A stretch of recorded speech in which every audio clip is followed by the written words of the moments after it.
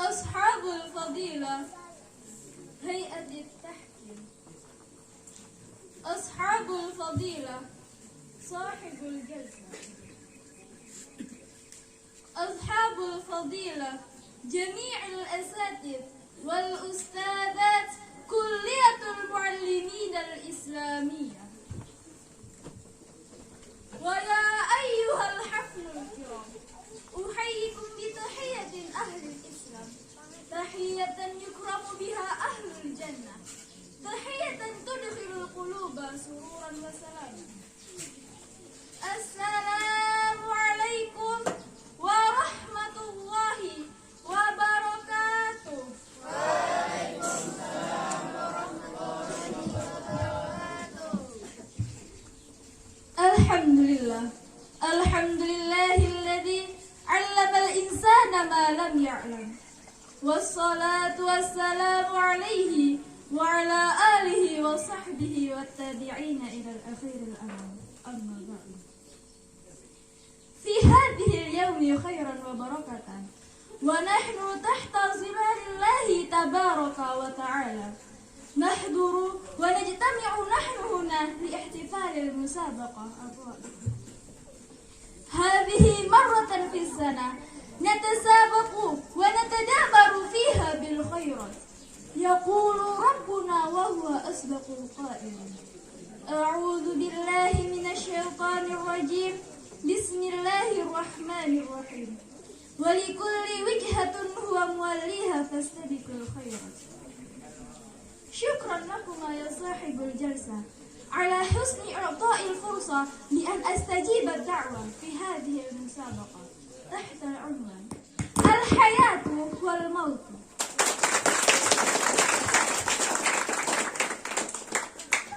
أيها المستمعون الكرام، الموت والتعاذر والرزق هم شيئون من إرادة الله، بأي الزمان والمكان حرهم الله.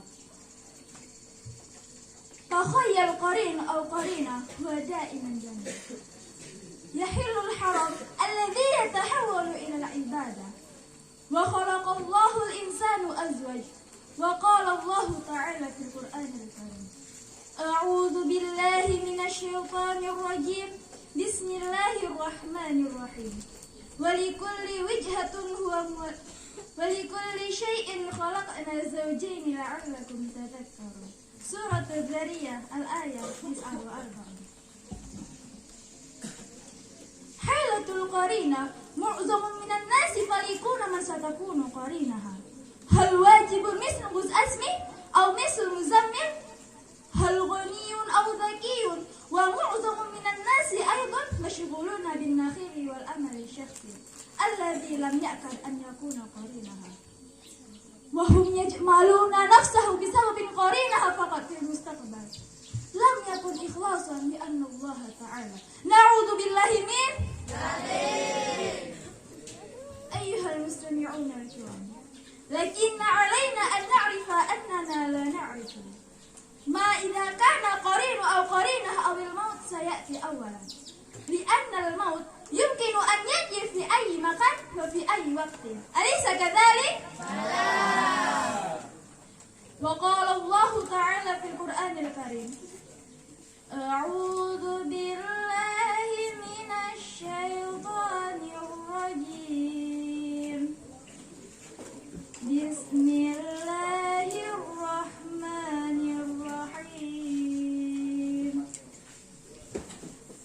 قل إن الموت الذي تفرون منه فإنه ملاقيكم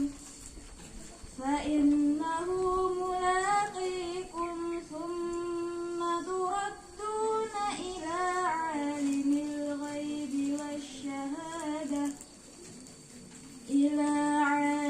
الغيب والشهادة فينبئكم بما كنتم تعملون. سورة الجمعة الآية 8. أيها المستمعون الكرام،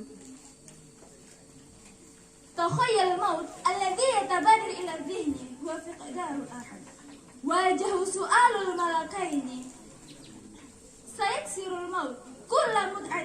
وسعادة. الآخرة أبدية، لكن لا شيء يدوم إلى الأبد في هذا العالم. أيها المستمعون الكرام، نحن لا نعرف متى أخذ المالك حياتنا، الآن، رغدا أو بعد هذا البرنامج، نحن لا نعرف. الموت لا ينظر أهي غنية، أهي فقيرة، أهي جميلة، أهي قبيحة. تذكر عندما أخذ المالك حياتنا،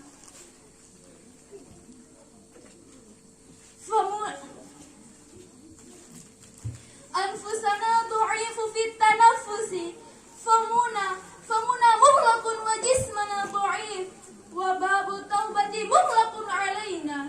يكفي الموت. هل نحن مستعدون عندما الموت أن يلتقط؟ هل تكفي أعمالنا الصالحة أن ترحل بالرحلة التالية إلى الآخرة؟